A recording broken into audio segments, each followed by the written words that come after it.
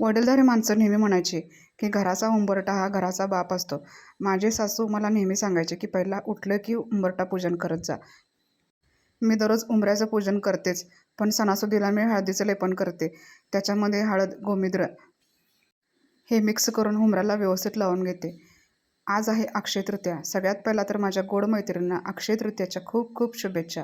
ही अक्षय तृतीया तुमच्या आयुष्यात सुख, समृद्धी आणि अक्षय सुख घेऊन येते, हीच मी पांडुरंगाच्या चरणी प्रार्थना करते. इथे मी मस्त उंबऱ्याला हळदीचं लेपन लावून घेतलं. त्याच्यानंतर उंबऱ्याच्या खाली कडेला 2 छोट्या फुलाच्या रांगोळ्या काढल्या.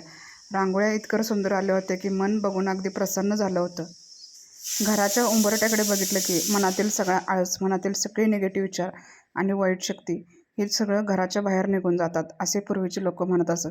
त्याच्यामुळे तुम्हीही दररोज हुमऱ्याचं लेपन नसणार, खरं हुमऱ्याला थोडंसं पाणी लावून, हळदी लावून रांगोळी थोडीशी काढत जावा. म्हणजे बघा तुमच्या मनालाच किती प्रसन्नता वाटेल आणि तुमच्या मनातल्या किंवा घरातल्या काही निगेटिव्ह ऊर्जा असतील ह्या नक्की बाहेर निघून जाणार. इथे उंबऱ्याच्या कडेला मी 2 छोट्या-छोट्या रांगोळ्या काढल्या आणि रांगोळी पूर्ण झाल्यानंतर उंबरा इतका सुशोभित आणि सुंदर दिसत होता की काय सांगू.